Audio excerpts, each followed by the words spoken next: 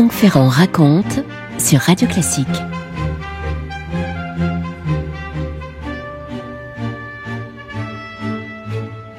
À mon avis, si l'on posait dans la rue la question suivante, donnez-moi une idée qui, selon vous, définisse le mieux Chopin, les trois qui viendraient le plus souvent seraient, alors, évidemment, en dehors des mots pianiste et romantique, ça paraît évident, mais ce seraient les idées polonais, poitrinaire et séducteur. Trois mots que déjà contestait André Queroy au début des années 1950. On peut peut-être voir d'un peu plus près ce qu'il en est de ces trois images. D'abord, Chopin le polonais, oui, incontestablement.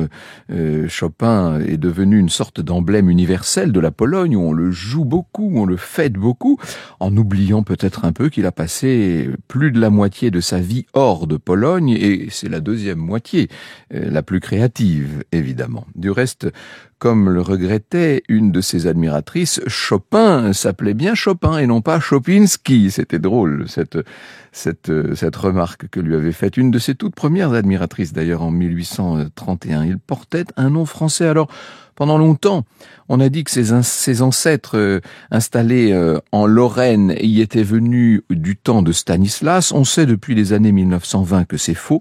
Son père, Nicolas Chopin, était bien lorrain, mais de souche française, et il a quitté sa famille à 16 ans pour aller s'installer en Pologne, où il est devenu précepteur dans une famille seigneuriale dont il a épousé la gouvernante. Vous connaissez sans doute cette histoire. Alors, évidemment, de Chopin, nous avons l'image de cet artiste émacié, un peu exsangue, poitrinaire. C'est vrai que c'est indissociable du personnage. Cet éternel adolescent aux traits fins, avec ce teint presque livide, ce regard un peu langoureux qui faisait songer, quand on le voyait de loin, à une vieille femme. Ce n'est pas moi qui le dis.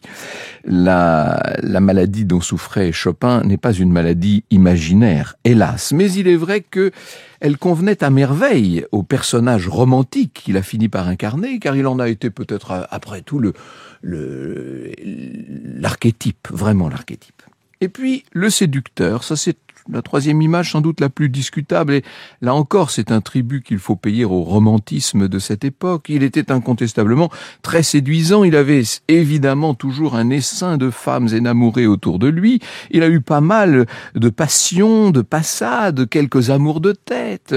Évidemment, c'est ce qui d'une certaine manière accompagne toute la vie de Chopin. Mais si on se fie notamment à sa correspondance, les seules déclarations enflammées qu'on y trouve remontent à sa jeunesse, et elles ne sont pas adressées à une dame, elles sont adressées à son ami Titus Wojciechowski, je n'aurais jamais prononcé ce nom-là. C'est à lui que Frédéric écrit « Donne-moi ta bouche, je t'aime à la folie, toi seul peux quelque chose sur moi ». Autant vous dire qu'il va falloir peut-être un peu réviser nos classiques. Alors, on a parfois tendance à l'oublier, Chopin a commencé comme un enfant prodige. Un de plus, si je puis dire. Rappelez-vous, Mozart, bien sûr, et Beethoven, bien sûr. Le petit Chopin aura été l'ornement des salons aristocratiques de Varsovie. Ses parents s'étaient mariés en 1806. Ils avaient eu 4 enfants, dont 3 filles. Frédéric était le second. Et très tôt, le père, Mikolaj, va devenir professeur de français dans un lycée de la capitale. Et Frédéric a 6 ans quand il reçoit les premières leçons de piano, leçons professionnelles d'un certain Zivny. Il a donc 6 ans, on est en 1822, mais le maître est bientôt dépassé par l'élève. On va voir cet enfant encore prendre des cours chez Würfel, qui est professeur au conservatoire, et qui va le mettre non seulement au clavier du piano, mais à ceux de l'orgue. À 16 ans, en 1826, le voilà à l'école supérieure de musique de Varsovie, où il va étudier pendant 3 ans, et le directeur de l'école, qui n'est autre que le compositeur Joseph Elsner, le dispense de classes de piano. Et pourquoi est-ce qu'il le dispense? Non pas parce qu'il estime qu'il n'a pas besoin de cours, mais parce qu'il ne veut pas décourager tous les autres élèves qui sont tellement moins doués. Et à l'issue de ce cursus, qui est bien sûr un cursus de prodige, Elsner notera dans son rapport d'études Chopin Frédéric, étudiant 3e année, talent exceptionnel, et il ajoute, ça c'est incroyable, génie musical. Oui, c'est un génie musical. Ce jeune Frédéric qui en juillet 29 commence à imaginer une grande tournée qu'il pourrait faire à l'étranger, à travers l'Europe. On pourrait commencer par Vienne, tiens. Et donc, ça va être le début, ça va être le départ. Il fait 2 concerts au Kärntner Theater, qui évidemment l'acclame. Il est tout à fait remarqué en improvisation. Il joue avec un orchestre sans préparation. Et quand il rentre à quand il rentre à Varsovie, c'est pour composer maintenant. Composer des études, des nocturnes, des valses, des mazurkas. Et puis, au début de novembre 1830, il n'a toujours que 20 ans, il va faire ses adieux à ses amis, à tous ces musiciens qui se sont réunis dans un faubourg d'où va partir la diligence pour Vienne, un faubourg de Varsovie qui s'appelle Wola. Les amis c'est un souper d'adieu qui est d'ailleurs assez joyeux, mais au fond de lui, il y a chez Chopin un mélange de très grande anxiété et d'excitation, bien entendu. On va lui offrir une coupe d'argent contenant une poignée de sa terre natale et dans les sanglots, le voilà qui quitte sa Pologne, qui va s'en arracher. Il a l'intuition que plus jamais il ne la verra, cette Pologne. C'est une intuition qui se révélera vraie, évidemment. Franck Ferrand sur Radio Classique. Il ne part pas seul à ce moment-là, notre Frédéric Chopin, il part avec son ami Titus, justement, et c'est quand ils arrivent à Vienne qu'ils apprennent le soulèvement de la Pologne contre la Russie, cette insurrection de Varsovie. Je cite à ce propos Janssens, il nous dit, alors qu'il fait route vers la France, oui alors parce que dans un premier temps, on passe par Vienne, mais on a bien l'intention de continuer vers la France. Il apprend donc cette agression terrible. Il va composer, c'est une improvisation déchirante, nous dit Janssens, le premier jet de l'étude en ut mineur, appelé la Révolution, et dans son carnet de poche, il griffonne ces mots de révolte. Moscou commande au monde, ô Dieu, où es-tu? Es-tu là et ne te venge pas? N'es-tu pas rassasié des meurtres moscovites? N'es-tu toi-même enfin qu'un moscovite, écrit-il dans ses carnets. Eh bien, ces mots-là, évidemment, ils résonnent d'une façon très particulière aujourd'hui. Titus va rentrer pour aller se battre, et pendant quelques heures, Frédéric, qui l'a laissé partir, se dit que lui aussi doit faire quelque chose. Lui aussi fait demi-tour, il prend une chaise de poste, il part à la poursuite de son ami, il veut rentrer en Pologne, et puis finalement dans cette nuit d'hiver qui tombe, il sent bien qu'il n'aura pas la force, que c'est au-dessus de tout ce qu'il est capable de faire physiquement, et puis que son destin peut-être est ailleurs, alors il va faire demi-tour, et quand il rentre, il se rend compte, quand il arrive à son auberge, qu'il y a là une lettre de son père qui l'attendait, et son père lui demande de ne pas se laisser détourner de ce qui est la plus prometteuse de toutes les carrières. Il va falloir qu'il continue son chemin, sa tournée, qu'il se fasse connaître à l'Europe, et vous allez voir que c'est à Paris que les choses vont se faire. Vous écoutez Radio Classique. Et voilà maintenant notre Chopin dans une forme d'exil. Il écrit à sa famille: pourquoi ne suis-je pas avec vous, prenant ma part du danger? Et c'est d'autant plus dur pour lui que lorsqu'il arrive à Vienne, lorsqu'il rentre à Vienne, c'est pour se rendre compte que les Autrichiens ne sont pas du tout favorables à la Pologne. Ils accusent même les Polonais d'être les fauteurs de troubles, ceux qui, par leur insurrection contre la Russie, menacent l'équilibre européen du chancelier Metternich. Alors, il comprend qu'il ne va pas pouvoir faire carrière à Vienne et qu'il lui faut partir. De toute façon, c'était dans ses intentions. Il voulait aller à Paris, il voulait aller à Londres surtout. Et d'ailleurs, sur son passeport, il note bien comme destination Londres, mais en précisant en passant par Paris. Et voilà ce qu'il va se passer un jour de septembre 1831, nous dit Janssens. Frédéric Chopin fait son entrée à Paris assis à côté du cocher de la diligence pour mieux voir. 1 an après les Trois Glorieuses, et oui, on n'est pas très longtemps, effectivement, on est 1 an après la Révolution de 1830, l'effervescence populaire ne semble pas encore tout à fait calmée, les rues sont remplies d'une foule dense et animée dont l'enthousiasme s'exprime pour une autre cause, nous dit-il. Le lourd véhicule qui porte Chopin doit s'arrêter pour laisser passer un cortège. Ce sont des jeunes gens de toutes conditions qui marchent en criant « Vive la Pologne! Ah, ben voilà, un cri qui ressemble à un accueil pour Chopin, qui très vite va se prendre d'amour pour cette ville extraordinaire où, au milieu des grands poètes, on est à l'époque de Hugo, de Lamartine, de Vigny, bien entendu, de Delacroix pour ce qui est de la peinture, Berlioz pour la musique. Bref, on est en pleine effervescence romantique dans ce Paris. D'ailleurs, Chopin écrit à Titus, il lui dit « Paris répond à tout ce que le cœur désire. On peut s'y amuser, rire, pleurer, agir à sa guise, sans attirer l'attention, car des milliers d'autres en font autant, et chacun à sa manière. » Évidemment, pour Chopin, cette vie parisienne ne va pas être aussi simple, aussi immédiatement facile qu'on pourrait l'imaginer.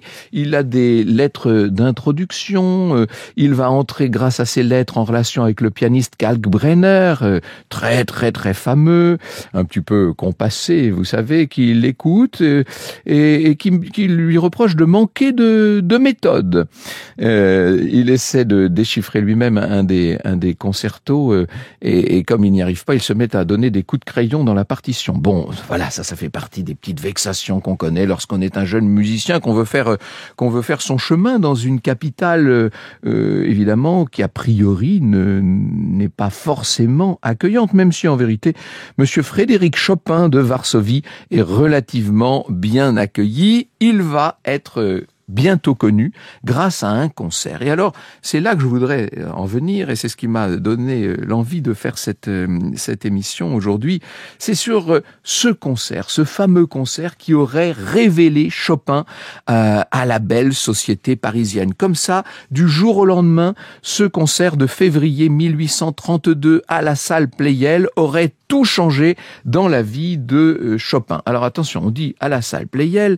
En fait, les choses ne sont pas tout à fait aussi simples. D'abord, ça n'a rien à voir avec la salle Pleyel que nous connaissons, nous, aujourd'hui, mais ça n'est pas non plus la première salle Pleyel où se sont produits les grands artistes romantiques des années 1840. Voilà ce que nous dit dans son ouvrage Piotr Witt. Le livre s'appelle « Chopin à Paris, une affaire non classée ». C'est publié chez Sansa Chance. Voilà ce qu'il nous dit. La maison où eut lieu le concert se dresse toujours rue Cadet au numéro 9, en face du siège du Grand Orient de France, dans le 9e arrondissement. Je m'y suis rendu, nous dit l'auteur, pour voir ce lieu chargé d'histoire où un soir de février 32, la grande étoile de Frédéric Chopin s'est levée au-dessus de Paris. La visite de l'hôtel particulier des Pleyel m'a confirmé dans mes soupçons, dit-il. Ce concert tant vanté par les biographes n'a eu presque aucune signification pour la carrière de Frédéric. Et en effet, non seulement l'hôtel est les salons dans lesquels s'est produit Frédéric Chopin par cette belle soirée de février 1832 sont beaucoup plus petits que tout ce que l'on peut imaginer. Lorsqu'on sait qu'il fallait y loger tout un petit orchestre, on imagine que la place réservée aux assistants n'était pas très grande. Et puis surtout, on voit bien lorsqu'on regarde les contes de Frédéric Chopin, la vie qu'il mène, tout simplement les lieux qu'il habite à Paris, on voit bien que en vérité, ce concert n'a pas foncièrement changé sa vie. La vérité est ailleurs. Le grand concert de la salle Pleyel n'a peut-être pas été ce qu'on aurait cru. Le grand monde n'assista pas au concert chez les Pleyel, nous dit Monsieur Witt, car ce jour-là, le grand monde dansait. Le programme original du concert découvert par Jean-Jacques Heigedinger, à la Pierpont Morgan Library de New York, en avance la date d'un jour, du 26 au 25 février. Cette date est confirmée par une note dans le journal de Wieck, présent au concert. Depuis 120 ans, les biographes datent abusivement le premier concert de Chopin en raison d'une erreur involontaire commise par Fétis dans son compte-rendu.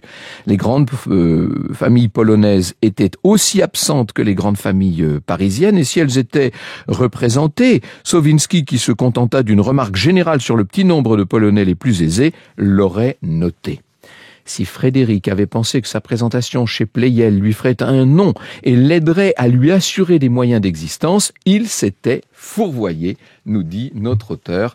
En vérité, au concert chez les Pleyel se trouvaient par chance quelques jeunes musiciens de qualité qui avaient connu Chopin auparavant et s'étaient forgé une opinion avant d'entendre le piano monocorde de Kalkbrenner, dur et résistant, qui interdit toute nuance et toute expression et sur lequel jouer est comme s'étrangler. Fin de citation. Il ne fut pas donné aux autres de faire ce soir-là la connaissance du pianiste et compositeur, dont le talent avait sur d'autres instruments et dans d'autres circonstances émerveillé tant de grands musiciens. L'un d'eux a laissé un souvenir noté des années plus tard. Nous avons applaudi à nous rompre les mains, et nous l'avons rappelé 4 fois. Certes, mais ce n'est pas là que Chopin va se faire connaître à Paris. En vérité, c'est à l'ambassade autrichienne que Chopin va jouer en décembre 1832 chez Madame Apponyi dans le premier salon musical de Paris. C'est là qu'il fait tourner la tête à des mélomanes fortunés prêts à payer davantage pour une journée de leçons que ce que gagnait un général polonais en un mois. C'est là, et non par un journal, qu'il a pris la nouvelle de l'agonie de sa protectrice. Par ailleurs, il se trouve que ce salon de Madame Apponyi se tenait à l'hôtel de Monaco, que l'hôtel de Monaco était à l'époque la résidence des ambassadeurs autrichiens, mais qu'il est devenu par la suite, bien plus tard, un siècle plus tard, en 1936, tout simplement le siège de l'ambassade de Pologne. Franck Ferrand sur Radio Classique. J'avais commencé cette émission en tordant le cou à 2 ou 3 images un petit peu trop consensuelles pour être honnête. Je vous propose de la terminer par quelques autres et vous aurez au moins appris avec tous les éléments que nous donne Piotr Witt que ce n'est pas, contrairement à ce qu'on pense, chez les Pleyel en février 32 que Chopin s'est fait connaître des Parisiens. Ces Parisiens qu'il va ravir tellement par la suite. Alors, vous savez, on consacrera d'autres émissions à Chopin, bien sûr, mais on dit que à la fin de sa vie, il avait demandé qu'on joue le Requiem de Mozart à son enterrement. Il semblerait que ça soit une pure invention. On a répété aussi cette phrase, la dernière qu'il aurait prononcée, c'est une rare faveur que Dieu fait à l'homme en l'avertissant de l'heure où commence son agonie. Cette grâce, il me l'a faite, ne me troublez pas. C'est très beau ça, mais visiblement, semble-t-il, il s'agit d'un mot apocryphe. Et l'on n'est pas certain non plus qu'à la toute fin, il ait rédigé ce fameux billet demandant l'ouverture de son corps afin d'être certain de n'être pas enterré vivant. Tout ça fait partie de la légende, une légende qui avait commencé bien avant le dernier souffle de Frédéric, qui mourra le 17 octobre 1849 dans la nuit. Une légende qui depuis n'a cessé de se propager et pour cause, elle nourrit la plus cristalline, la plus envoûtante, la plus nostalgique, elle nourrit tout simplement la plus merveilleuse des musiques.